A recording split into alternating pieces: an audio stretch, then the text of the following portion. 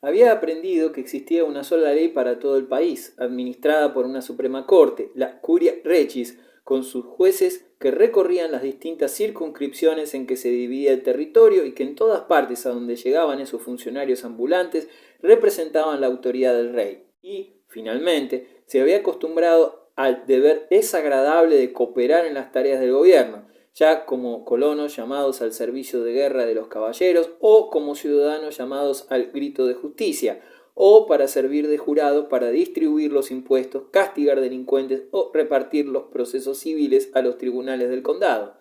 El sistema continuó su eficacia incluso bajo reyes absentistas como Ricardo o con reyes malos como Juan, cuya máxima candidez se revelaba al tratar de conseguir escuadras, hombres y dinero de la administración nacional, que hombres mejores que ellos les habían confiado. Muy distinta era la situación del rey de Francia a principios del siglo XII. Todo lo que podía llamar suyo Luis VI, 1100-1137, era un pequeño patrimonio en la cuenca central del Sena y del Loire. Amiens se hallaba en el Vermandois, Calais y Boulogne en el Artois. Lyon era imperial, mientras en Inglaterra existía un gobierno nacional. En Francia, el rey se veía obligado a enfrentarse con los grandes feudos, Flandes, Normandía, Borgoña, Guyena, Gascuña, Tolosa y Barcelona, sujetos nominalmente a la corona francesa, pero de hecho independientes. Es indicador de la norma con que se medía y pesaba la política francesa el hecho de que Luis VI concentraba prudentemente sus energías en la administración del pequeño territorio que se hallaba directamente bajo su vigilancia. Para él el feudalismo era el enemigo. En proporciones modestas, ese activo gobernante fue el fundador del sistema de gobierno mediante funcionarios sacados de la clase media, que a pesar de todos los cambios políticos subsiguientes, ha resultado congénito con las necesidades de Francia. Su primer ministro era un monje llamado Sugero, historiador ampuloso, pero hombre de negocios, honesto, capaz y digno de confianza. Todos estos progresos se vieron comprometidos en el reinado siguiente, Luis VII, 1137-1180, piadoso, encantador, caballeresco, ineficaz. Hizo un brillante casamiento con una dama que le llevó en dote el ducado de Aquitania, pero sus caracteres resultaron incompatibles y después de 15 años de vida en común, Leonor se divorció. Pocos errores políticos tan graves ha habido en la historia de la Francia medieval. Leonor se casó con Enrique Plantagenet, conde de Anjou, y, de acuerdo con las desastrosas ideas de aquella época feudal, un gran territorio del sudoeste de Francia, Guyena, Auvernia y Aquitania, pasó de las manos de su primer marido a las del segundo. Cuando Enrique vino a ser rey de Inglaterra y duque de Normandía, Luis tuvo enfrente un reino hostil que se extendía desde Cheviot al Pirineo y que era más fuerte que el suyo en todos los aspectos de fuerza material.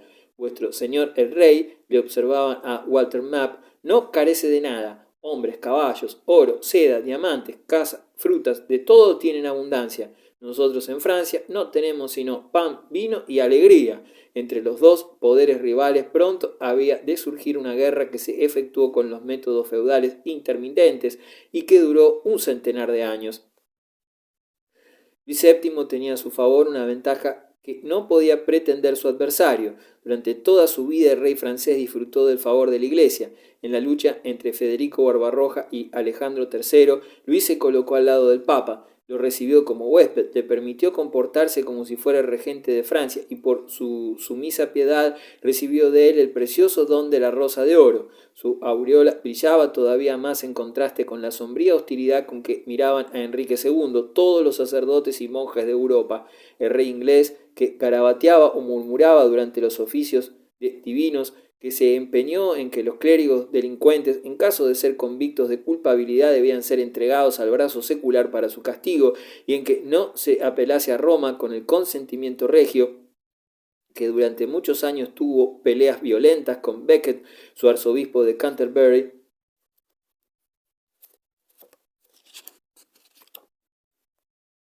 y al que todos sospechaban como promotor de su muerte en las gradas del altar de su propia catedral, era considerado como la personificación del espíritu laico en la política y de cuanto había más de peligroso para las prerrogativas clericales.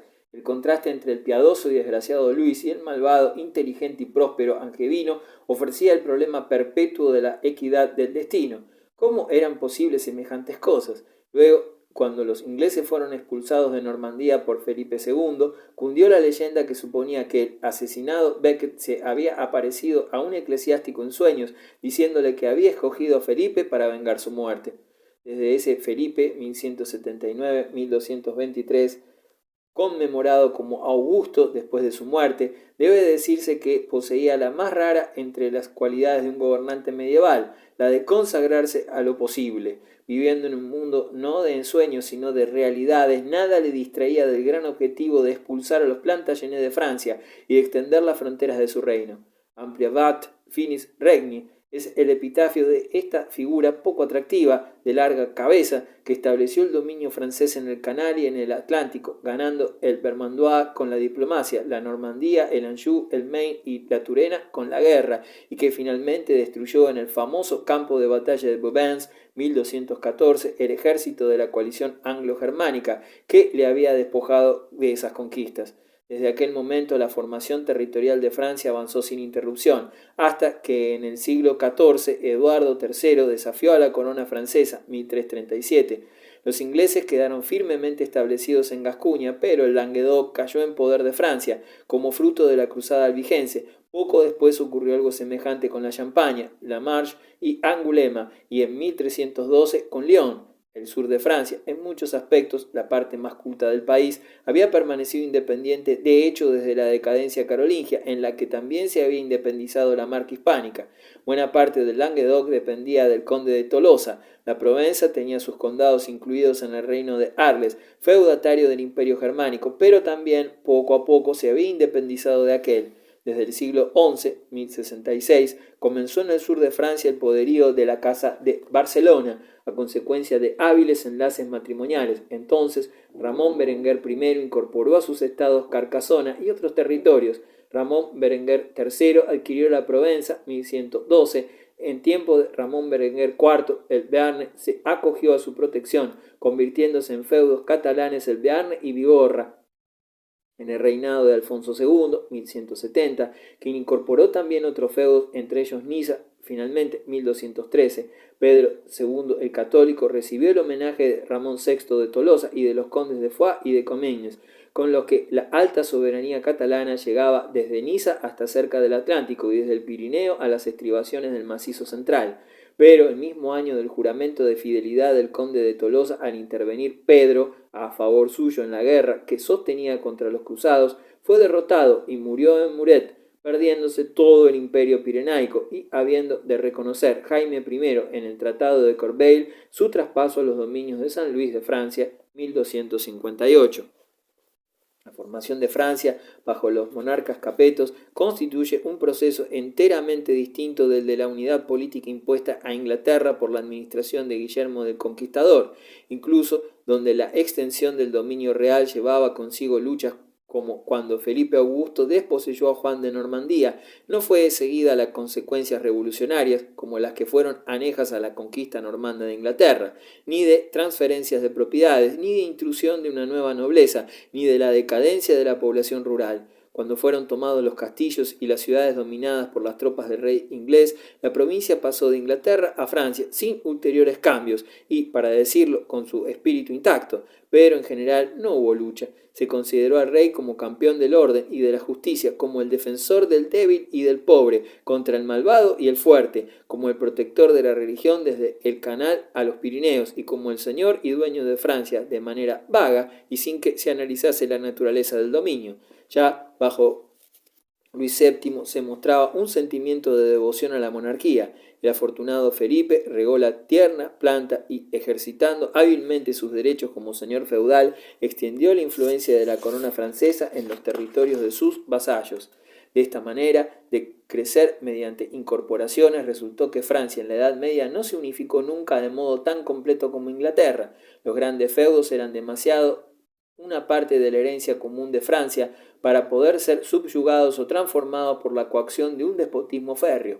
Conservaron incluso cuando eran anexionados a la corona mucho de su anterior independencia y como gajes concedidos a los segundones de la familia real vinieron a constituir más de una vez fuentes de peligro para el propio monarca.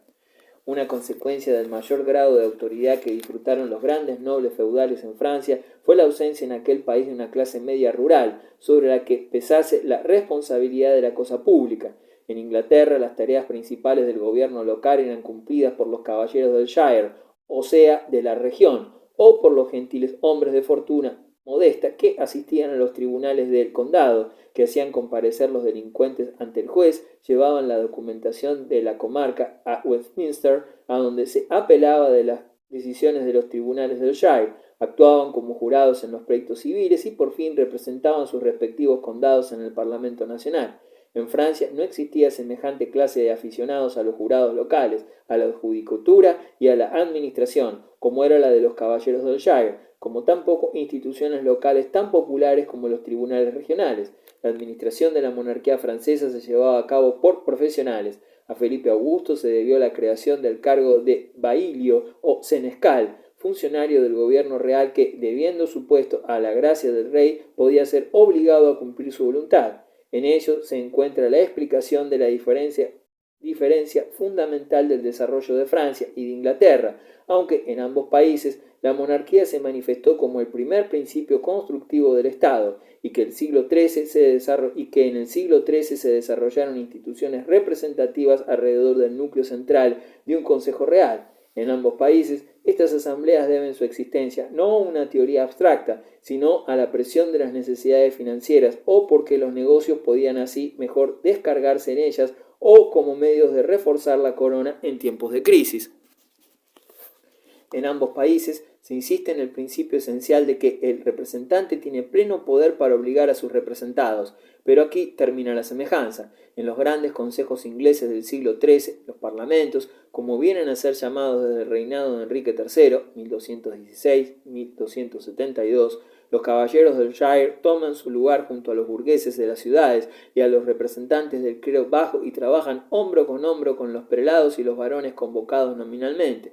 La fuerza de esta corporación inglesa, el carácter que le dio un papel continuo y permanente en el gobierno inglés, estribaba en que, en su mayor parte, era una asamblea de personas de una categoría social intermedia, acostumbradas a intervenir en los negocios públicos en sus distintas localidades.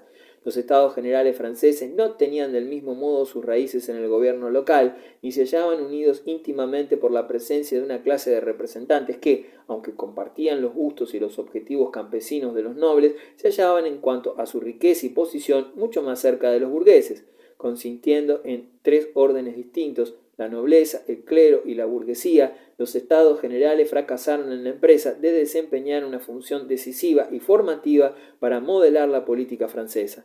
Lejos de ofrecer un medio de ejercitar una restricción en el ejercicio del poder absoluto, estas asambleas obstaculizadoras se reunían a intervalos raros y con poca frecuencia, y aun entonces sus voces no se dejaban sentir al unísono. Es significativo que el número total de reuniones de los Estados Generales conocidas entre 1300 y 1789 excede solo en 2 la cifra de los parlamentos convocados durante el reinado de Eduardo III. La magnitud de Francia parecía incompatible con la centralización parlamentaria. No había un derecho común francés. El gran beneficio de la unidad de leyes que proporcionaron a Inglaterra las reformas judiciales de Enrique II no se alcanzó en Francia hasta los días de Napoleón. Con todo, se dio el primer paso por el camino del progreso jurídico al conseguir el Parlamento de París, durante el reinado de San Luis, 1226-1270, una existencia sustantiva y continua, no muchos años después de la fundación de los Inns of Court, colegios de derecho, de Londres. Aquel no era una asamblea política, como podría indicarlo el nombre, sino una corporación judicial, cuyos miembros en el transcurso del tiempo adquirieron sus cargos mediante compra o herencia. Esta institución legal, que contó con hombres ilustres y de gran talento, desempeñó un papel importante, lo mismo en el derecho que en la política, y perduró hasta que, lo mismo que todas las demás corporaciones privilegiadas, fue barrida por la Revolución Francesa. Pero dicho papel no fue el que tuvieron los abogados ingleses, que en el siglo XVII defendían el Parlamento contra el rey.